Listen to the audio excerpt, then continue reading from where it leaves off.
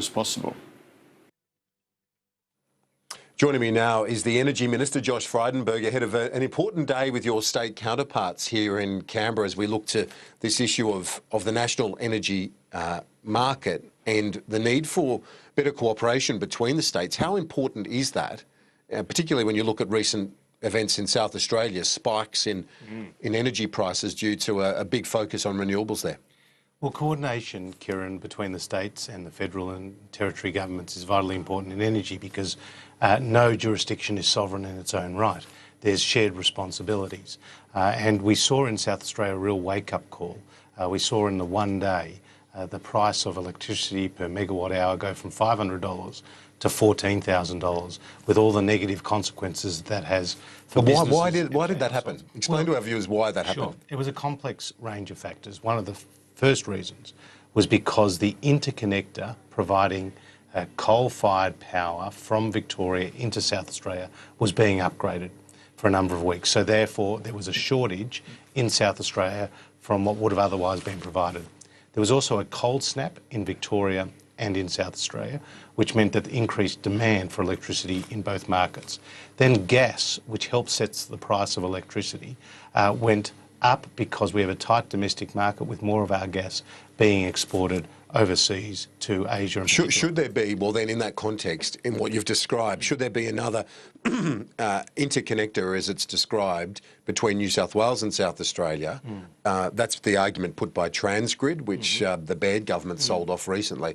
But they're saying they want to build that and that would provide excess capacity out of New South Wales into South Australia as well. Is that a good idea? Well, anybody can build an interconnector tomorrow.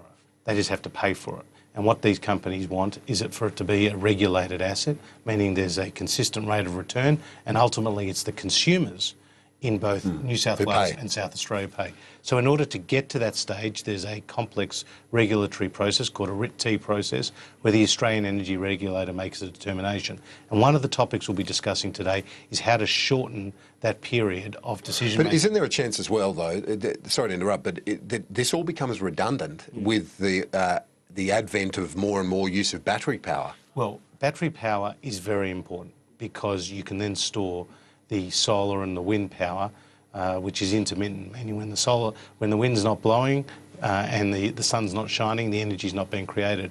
But because we're not there yet with battery storage, where there's some way to go there, you do need this backup power. And these interconnectors play an important role. Now, in South Australia, I explained because of the gas prices, the cold snap and the upgrade to the interconnector, but also the fact that in South Australia more than 40% of their electricity generation is wind and solar, means that they need that peaking power, that backup power. Just a related issue, and something I guess you'll be discussing today with your counterparts, is how to get beyond this blind spot that the country has on coal seam gas. Because if you look at the United States, where it's widespread, prices are down, their emissions rate has also come down quite dramatically. They're meeting their emissions targets as well because it's a cleaner energy.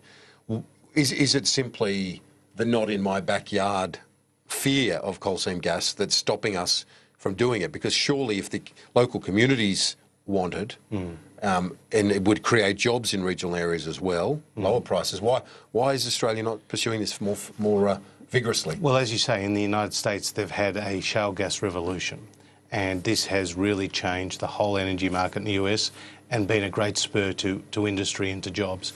They pay about $2 a gigajoule for their gas. In Australia, it's about $6 to $8. In Japan, it's $8 to $10. And that why aren't we doing it? So in Australia, there is a very heated domestic debate in some states about the extraction of unconventional gas, and that's because the impacts it may have in particular areas on agriculture, on water aquifers, on local communities. Now, 98.8% of the unconventional gas in Australia is produced from one state, namely Queensland. And in New South Wales and in Victoria, there's been effective moratoriums in parts of that state. Now, this is the responsibility now of my friend and colleague, Matt Canavan, who's the Resources Minister. I have the stuff in terms of the electricity market, he has the stuff below the ground, and he'll be participating in today's discussion to discuss this topic with his state and territory But if it can be done with environmental safeguards in place, and leaving aside the very rich agricultural lands we know in the Liverpool Plains, for example, they've been very indignant in their opposition to this option as an energy source and the involvement in it. If you remove those particular areas and focus on others where you don't have the same concerns, it could create jobs, couldn't it, and be a rich source of investment? Well, that's what the ACCC recently said in its report, that if you adopted a case-by-case basis as opposed to blanket moratoria, it could actually provide more gas for the Australian market, because we have an abundance of reserves, but we would like to have even more supply because that will improve domestic gas prices, but also domestic gas liquidity. Now, at today's meeting, there will be an important suite of reforms that are considered, debated and hopefully agreed, which will lead to much greater transparency in the pricing in the gas market and more liquidity, because gas at half the emissions of coal, Kieran, is a transition fuel. And as we move up the amount of renewables in our overall energy mix, it's about 15% today. We're going to 23% by 2020. Gas will be increasingly important as a factor in keeping electricity prices down. And reaching our emissions targets. While we do that.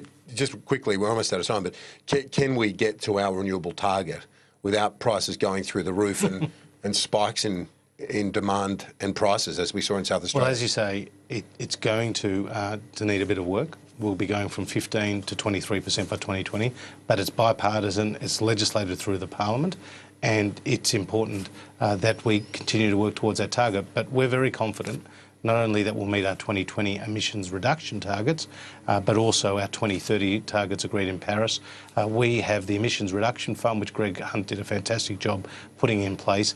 That's got a $12.10 cost per tonne of abatement compared to Labor's $15 billion. Environment and Energy Minister Josh Frydenberg, thanks for your time and for the chat this morning. We'll talk to you soon.